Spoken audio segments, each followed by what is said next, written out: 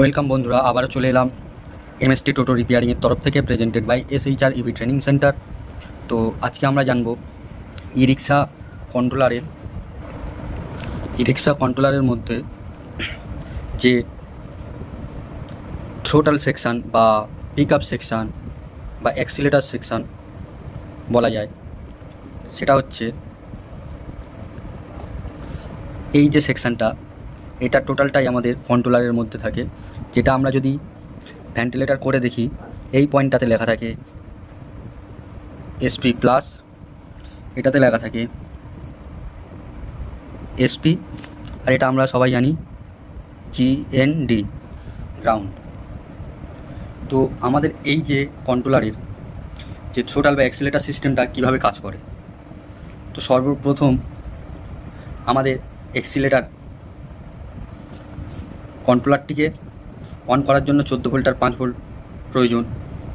তো এই যে 14 ভোল্ট 5 ভোল্ট হয়ে গেছে, তো এখান থেকে আমাদের কি হয়, কন্ট্রোলারের মধ্য থেকে যেখানে L7805, এটা L7805 যেখানে 14 ভোল্ট ইনপুট করছে, আউটপুটে 5 ভোল্ট দিচ্ছে।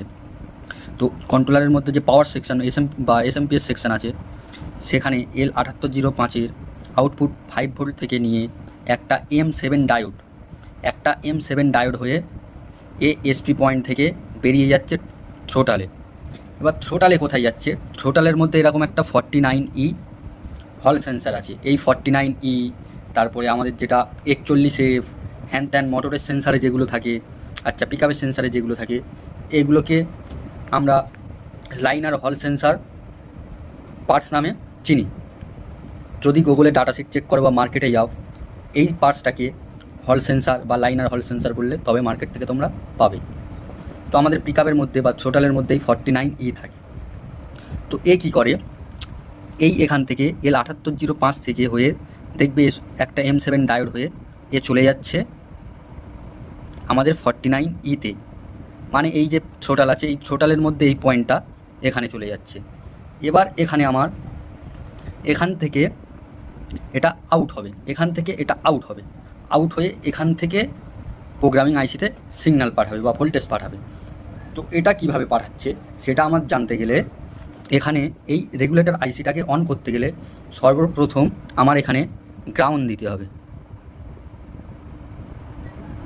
ঠিক আছে, মানে এই যে কন্ট্রোলারের মধ্যে এই যে GNDটা এর সঙ্গে জোড়া। এবার যদি আমি এই সেন্সারটা কাজ করার জন্য পুরো উপযুক্ত। এবার এই সেন্সারটা কিভাবে কাজ করে, যখন আমরা এই সেন্সারের সংস্পর্শে বা কাছাকাছি কোনো ম্যাগনেট নিয়ে আসব, তখন এই কী করবে, এখান থেকে এখানে কারেন্ট বা যে ভোল্টেজটা আছে সেটা ফ্লো করবে। তো সেটা কত ফ্লো করে, 0.8 থেকে ম্যাক্সিমাম 3 ভোল্ট, 3.3 ভোল্ট ম্যাক্সিমাম। তো এটা যদি আমরা বুঝি, এই যে 49E, ঠিক আছে,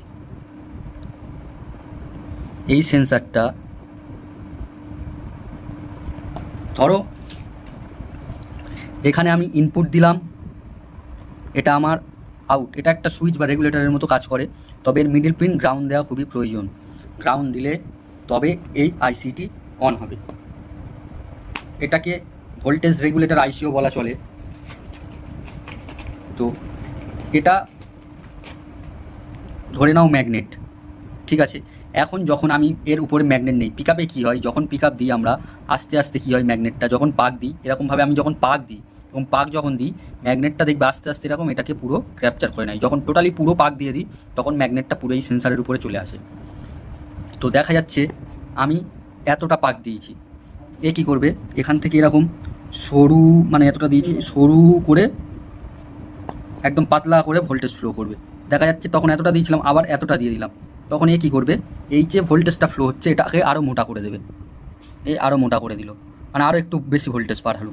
যখনই এটা পুরোপুরি চলে আসবে, তখন ফুল মোটা করে দেবে, মানে যতটা যে 3.3 ভোল্ট আউটপুট, পুরো ফুল আউটপুট করে দেবে।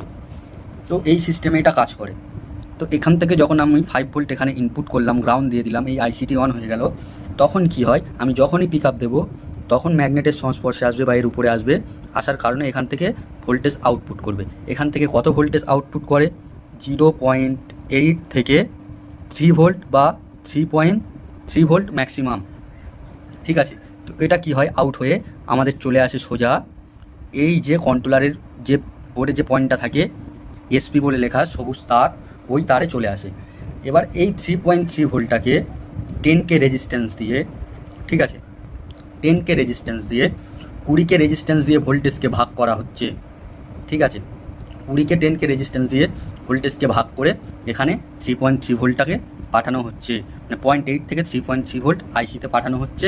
আইসি সেইভাবে কী করছে, সেন্স করে পিডব্লিউএম পালস মসফেটকে পাঠাচ্ছে, মসফেট সেভাবে সুইচিং করছে, করে সেভাবে স্পিডটাকে নিয়ন্ত্রণ করছে। এখানে আমি বলে রাখি, এখানে এই যে রেজিস্ট্যান্সগুলো না দিলেও কি হবে, তো এটা কি হয়, এটা স্পিড একটু নিয়ন্ত্রণ করে রাখে কোম্পানি। তোমরা যদি মনে করো কন্ট্রোলারটি এতে খুব বেশি তফাৎ হবে না, যদি এই রেজিস্ট্যান্সটি ডাইরেক্ট শর্ট করে দেওয়া যায় বা এই রেজিস্ট্যান্সটি খুলে দেওয়া যায় আর এই রেজিস্ট্যান্সটি ডাইরেক্ট শর্ট করে দেওয়া যায়, তাহলে কি হবে, তাহলে কন্ট্রোলারটি চলবে, কোনো অসুবিধা হবে না।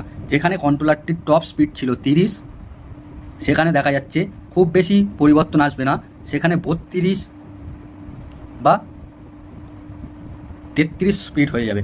কারণ এখানে যে রোধটা হচ্ছিল আর এখানে যে ভোল্টেজ ডিভাইডার ছিল 20K দিয়ে গ্রাউন্ডের সঙ্গে কানেক্ট করা হচ্ছে, মানে গ্রাউন্ড আর পজিটিভ এখানে মেলার কারণে ভোল্টেজ ডিভাইডার তৈরি হচ্ছে, যার কারণে এখানেও একটু পয়েন্টে কিছুটা ভোল্টেজ ড্রপ হচ্ছে, যার কারণে স্পিডটা একটু কম। তো এই রেজিস্ট্যান্সটা খুলে দিয়ে আর এই রেজিস্ট্যান্সটা যদি জাম্পার মারা যায়, তাহলে খুব বেশি নয় 3-4 স্পিডে তফাৎ দেখা যাচ্ছে একটু স্পিড বেশি হলো, কিন্তু এতে ক্ষতিও আছে। ক্ষতি বলতে বাই চান্স দেখা যাচ্ছে এখানে 3.3 ভোল্টের জায়গাতে একটু বেশি হয়ে গেল হাই ভোল্ট, বা এখানে শর্ট সার্কিটের কারণে এখানে হাই ভোল্টেজ ঠেলে দিল, ঠিক আছে, বা অন্য কোনো সেকশানের সমস্যার জন্য হাই ভোল্টেজ ঠেলে দিলেই আইসিটা আমার খারাপ হয়ে যাবে। আর এই আইসিটা তো মার্কেটে পাওয়া যায় না, আমরা সবাই জানি এই আইসি চায়না মার্কেটে ছাড়ে না। আইসি পাওয়া যায়, আইসির মধ্যে যে প্রোগ্রাম করা, যে সফটওয়্যার ইনস্টল করা, সেটা মার্কেটে পাওয়া যায় না।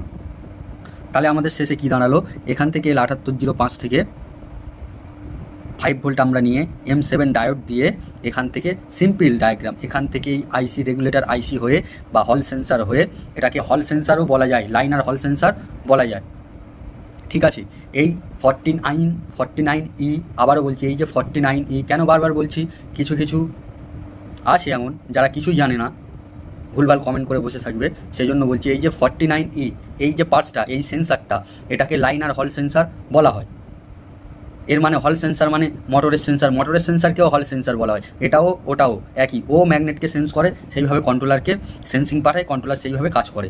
ঠিক আছে, তো এখান থেকে আমি যেমন ম্যাগনেট রাখবো সেই হিসাবে এখান থেকে এখানে ভোল্টেজ পাস করছে, করে এখান থেকে 10K রেজিস্ট্যান্স হয়ে সোজা CPU আইসিতে চলে যাচ্ছে, একদম সিম্পল, কিচ্ছু নেই।